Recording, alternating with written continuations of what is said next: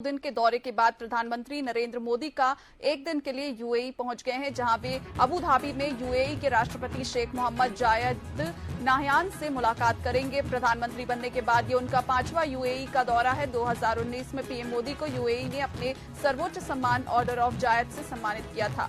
दोनों ही देशों के बीच रणनीतिक साझेदारी को लेकर चर्चा होगी। भारत और यूएई काफी समय से डॉलर छोड़ दिरहम और रुपया में व्यापार करने के समझौते पर डिस्कस कर रहे हैं। ऐसे में पीएम मोदी का ये दौरा काफी अहम है। रूस, सऊदी अरब और इराक के बाद यूएई भारत का चौथा सबसे बड़ा तेल आपूर्तिकर्ता है। प्रधानमंत्री नरेंद्र मोदी 2 दिन का फ्रांस का दौरा खत्म करके संयुक्त अरब अमीरात के लिए निकल गए हैं। इससे पहले राष्ट्रपति ने इमैनुअल मैक्रों से उनके लिए लूव्र म्यूजियम में डिनर होस्ट किया। इसके दौरान टोस्ट रेज करते हुए पीएम मोदी ने कहा, भारत और फ्रांस मिलकर दोनों देशों की भलाई के लिए ही नहीं बल्कि वैश्विक सुरक्षा और शांति में भी अहम योगदान दे रहे हैं। इंडियन स्पेस रिसर्च ऑर्गेनाइजेशन यानी कि इसरो ने शुक्रवार दोपहर 2:35 पर चंद्रयान 3 मिशन लॉन्च किया। 16 मिनट के बाद चंद्रयान पृथ्वी की कक्षा में सफलतापूर्वक पहुंच गया और इस सफल लॉन्च की तारीफ देश ही नहीं बल्कि दुनिया भर में हो रही है। भारत की इस सफलता पर कई देशों ने खुशी जाहिर की है। अमेरिका, जापान, ब्रिटेन, यूरोप की अंतरिक्ष एजेंसियों ने मिशन के लिए इसरो को बधाई दी है। चीनी मीडिया ग्लोबल टाइम्स ने भी चंद्रयान 3 के लॉन्च का वीडियो शेयर करके भारत की तारीफ की है। अमेरिका में 2 महीने से चल रही हॉलीवुड राइटर्स की हड़ताल में शुक्रवार को अभिनेता भी शामिल हो गए हैं। बीबीसी के मुताबिक ये पिछले 6 दशक में हुई हॉलीवुड की सबसे बड़ी स्ट्राइक है। शुक्रवार को एक्टर्स ने घोषणा की कि हड़ताल के दौरान वे किसी भी मूवी की शूटिंग या प्रमोशन में शामिल नहीं होंगे। इसके अवतार और ग्लैडिएटर जैसी बड़ी मूवी सीरीज के सीक्वल पर खतरा मंडरा रहा है। फ्रांस की बेस्टिल डे परेड में शुक्रवार को पीएम नरेंद्र मोदी बतौर चीफ गेस्ट शामिल हुए और इस परेड में शामिल होने वाले वे दूसरे प्रधानमंत्री हैं। उन्हें फ्रांस की फर्स्ट लेडी ब्रिजेट ने मैक्रों रिसीव किया और राष्ट्रपति इमैनुअल मैक्रों ने मोदी को गले लगाकर स्वागत किया।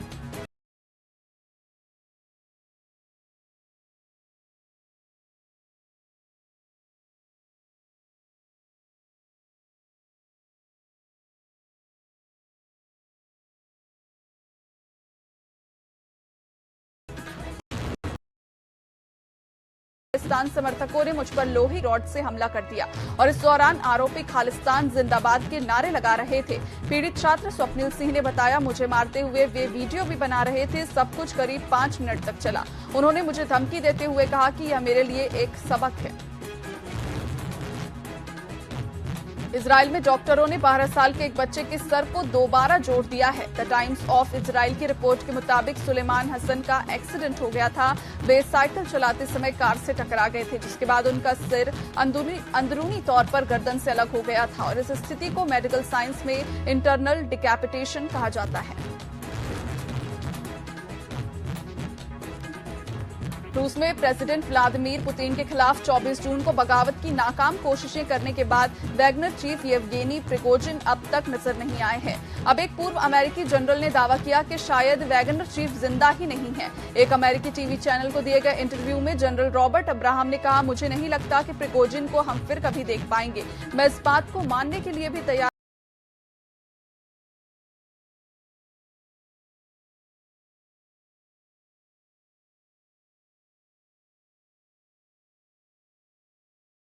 नहीं हूं कि पुतिन और अपने वतन लौट रहे थे और इन पाकिस्तानी नागरिकों को कागजी कार्रवाई के बाद अटारी बॉर्डर के रास्ते रवाना कर दिया गया है। इनमें 12 सिविलियन और 6 मछुआरे हैं। पड़ोसी देश पाकिस्तान में लड़कियों से ज्यादा लड़के रेप का शिकार बन रहे हैं। इनमें भी बड़ी संख्या कम उम्र के बच्चों की है। ज्यादातर मामलों में बच्चे का कोई रिश्तेदार या जानने वाला ही उनका यौन शोषण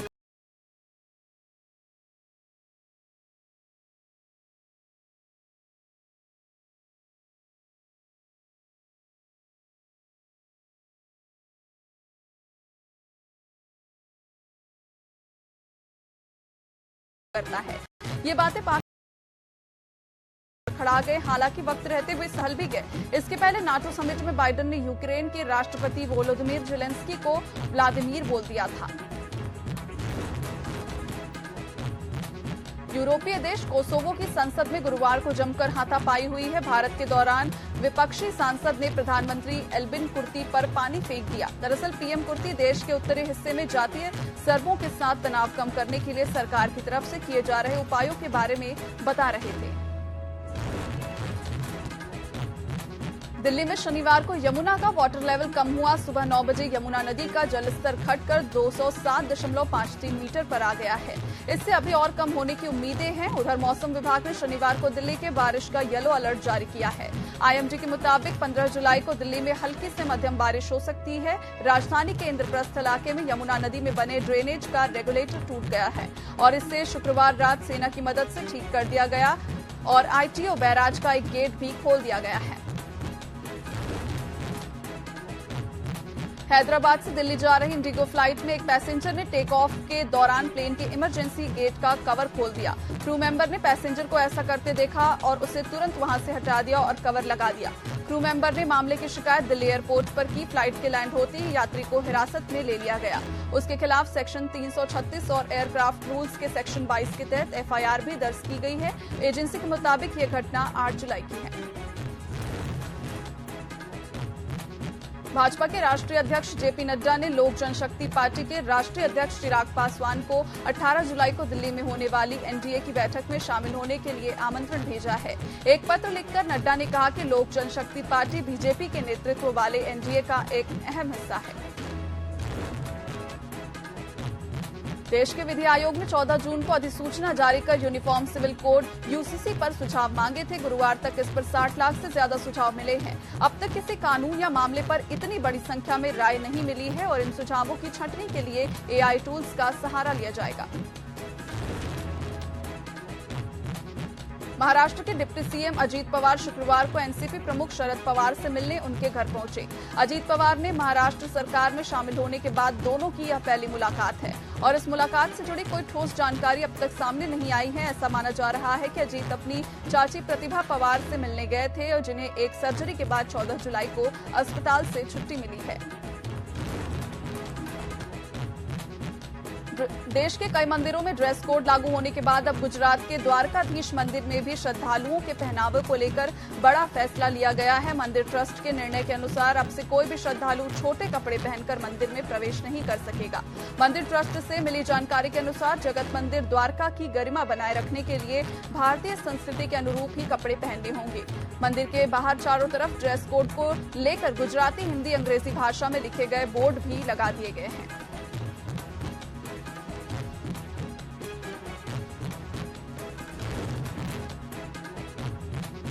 केरल में शिक्षा मंत्री के काफिले में चल रही पुलिस की जीप ने गुरुवार को चौराहे पर एक एम्बुलेंस को टक्कर मार दी। टक्कर लगते ही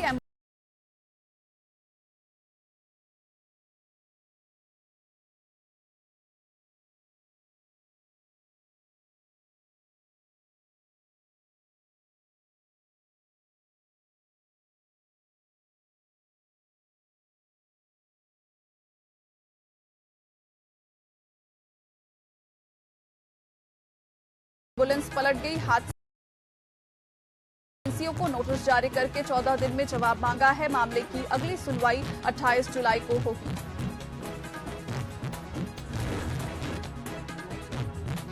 सुप्रीम कोर्ट ने शुक्रवार को महाराष्ट्र विधानसभा स्पीकर राहुल नार्वेकर को नोटिस जारी किया। शिवसेना के सांसद सुनील प्रभु ने उनके खिलाफ 23 जून 2022 को याचिका दायर की थी। याचिका में उन्होंने एकनाथ शिंदे के नेतृत्व वाले 16 बागी विधायकों के खिलाफ लंबित अयोग्यता मामले पर जल्द फैसला लेने के लिए महाराष्ट्र विधानसभा स्पीकर को निर्देश देने की मांग की थी। सपा नेता आजम खान को एक और झटका लगा है। यूपी सरकार ने आजम खान की वाय श्रेणी की सुरक्षा हटा ली है। वाय श्रेणी के गनर और आवास पर तैनात गार्ड को रामपुर ने एसपी ने पुलिस लाइन वापस बुला लिया है। वीवीआईपी की सुरक्षा को लेकर पिछले साल 8 नवंबर को राज्य स्तरीय सुरक्षा समिति की एक बैठक हुई थी और इस समिति में कहा था कि आजम खान के लिए वाय श्रेणी की सुरक्षा बनाए रखने का कोई औचित्य नहीं है और इस रिपोर्ट के आधार पर बुधवार को सचिव गृह की तरफ से रामपुर के एसपी अशोक कुमार शुक्ला को निर्देशित किया गया।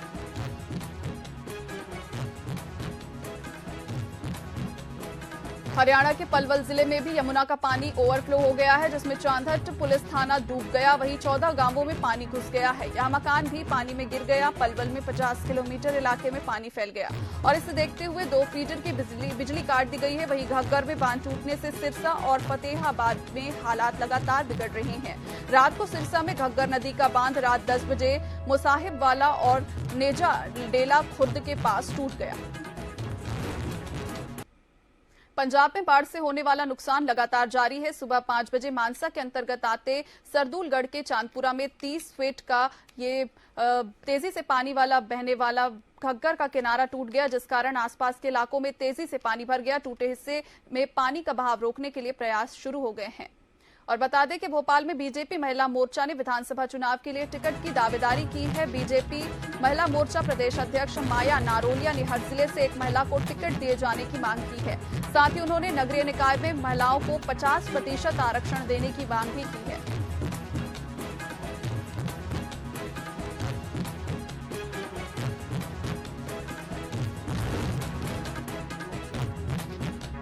मध्य प्रदेश में पटवारी भर्ती परीक्षा निरस्त होने के बाद पूरे मामले में नया सियासी मोड़ आ गया है। बीजेपी ने परीक्षा में गड़बड़ी का आरोप लगाने वाले कांग्रेस के युवा नेता गौरव त्रिपाठी की जांच की मांग की है। बीजेपी का दावा है कि गौरव त्रिपाठी और दिग्विजय सिंह ने मिलकर प्रदेश सरकार को बदनाम करने के लिए फर्जी आंकड़े जुटाए और बिना पुख्ता दस्तावेज के प्रेस कॉन्फ्रेंस करके पटवारी भर्ती परीक्षा में गड़बड़ी के झूठे आरोप लगाए हैं। वहीं बीजेपी ने पूछा है कि बिना किसी सरकारी दस्तावेज के कांग्रेस नेता गौरव त्रिपाठी ने परीक्षा में गड़बड़ी के आरोप कैसे लगा दिए।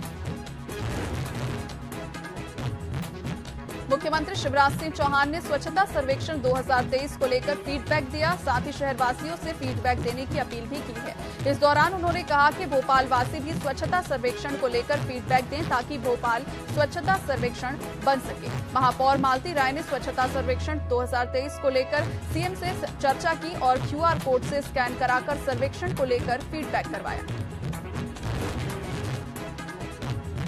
पटवारी परीक्षा में धांधली का आरोप लगाते हुए कांग्रेस ने ग्वालियर कलेक्टर को राज्यपाल के नाम ज्ञापन सौंपा। ज्ञापन देने वालों में भाजपा शासित सरकार को भ्रष्टाचार को बढ़ावा देने वाली सरकार करार दिया गया और मामले की जांच कराकर दोषियों के विरुद्ध सख्त कार्रवाई करने की मांग की गई। आपको बता दें कि हाल ही में मध्य प्रदेश में पटवारी परीक्षा परिणाम घोषित हुए थे और इसके बाद ये मामला विवादों में घिर गया था। ग्वालियर में बनाए गए परीक्षा केंद्र में NRI कॉलेज के परीक्षा परिणाम समेत अभ्यर्थियों की दस्तावेजी कार्रवाई से ये मामला जुड़ा हुआ है। कांग्रेस का आरोप है कॉलेज भाजपा विधायक का है और उक्त परीक्षा परिणाम में मेरिट में स्थान बनाने वाले 7 अभ्यर्थी इसी कॉलेज के हैं।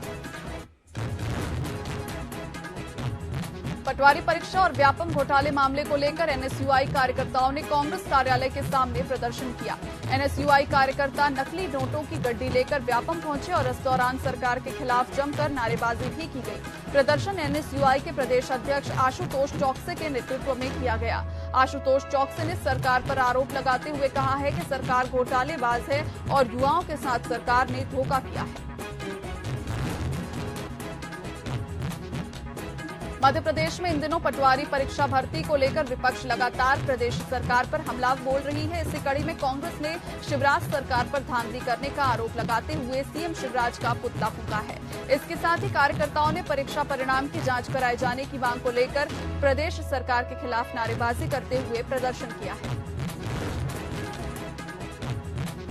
डिंडौरी जिले के बरसिंगा गांव के जंगल के पास कुएं में अज्ञात महिला की संदिग्ध अवस्था में लाश मिली है।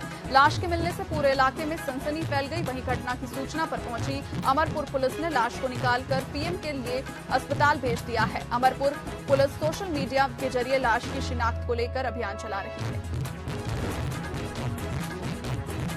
कोर्टयार्ड बॉय मैरियट भोपाल में एशियाई फूड के शौकीनों के लिए 14 से 23 जुलाई तक पैन एशियन फूड फेस्टिवल आयोजित किया जाएगा। इस फूड फेस्टिवल में फूड लवर्स को चीनी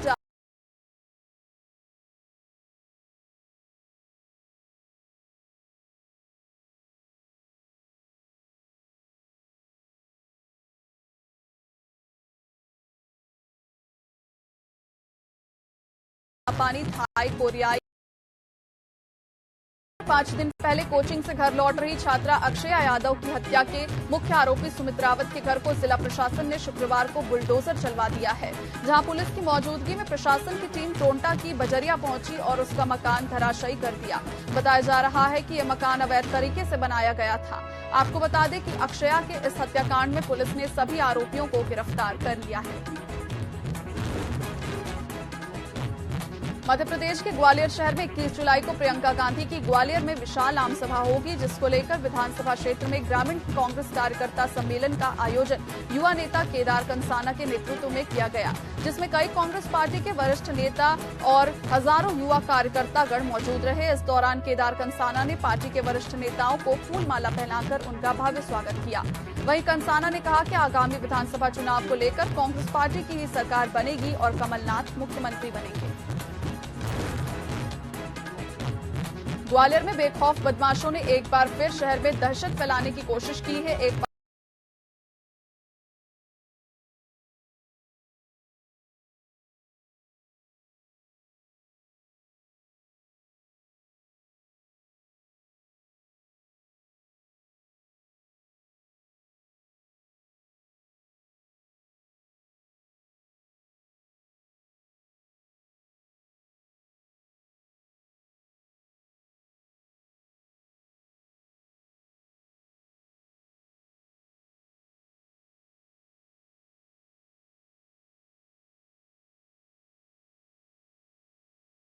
पखवाड़े पहले वहीं पूर्व पीसीसी चीफ मोहन मरकम को एसटी, एससी, ओबीसी और अल्पसंख्यक विभाग का मंत्री बना दिया गया। रविंद्र चौबे को शिक्षा और सहकारिता का प्रभार भी दिया गया है।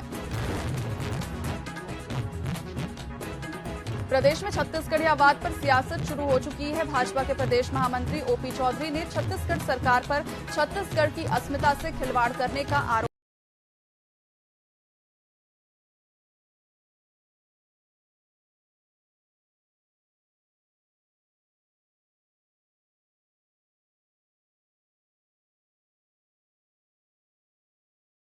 लगाया है।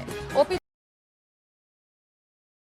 आंदोलन को अब बीजेपी का साथ मिल गया है। शुक्रवार को भारतीय जनता पार्टी के प्रदेश अध्यक्ष अरुण साव, प्रदेश महामंत्री केदार कश्यप, ओपी चौधरी और विजय शर्मा नवा रायपुर के तूता धरना स्थल पहुंचे और कर्मचारियों की मांगों का समर्थन किया। इस दौरान भाजपा के प्रदेशाध्यक्ष अरुण साव ने कहा कि कर्मचारियों की मांग जायज है और भारतीय जनता पार्टी अपने जन घोषणा पत्र में इन कर्मचारियों की मांगों को सम्मिलित करेगी। पूर्व मंत्री बृजमोहन अग्रवाल ने कांग्रेस सरकार पर कोयला घोटाले का आरोप लगाते हुए जमकर निशाना साधा है। उन्होंने कहा कि कांग्रेस के कार्यकाल में कोयले पर जमकर भ्रष्टाचार हुआ है। कांग्रेस के कोयला घोटाले को बीजेपी सामने लेकर आई है, जिसके बाद से कोयले की कालिख में कांग्रेस सरकार का चेहरा पुता हुआ है।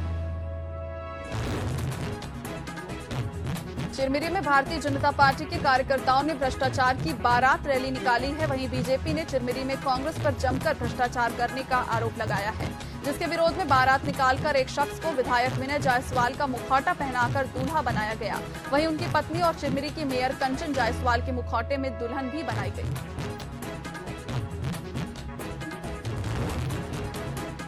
स्पीड न्यूज में फिलहाल इतना ही। मुझे दीजिए इजाजत। नमस्कार।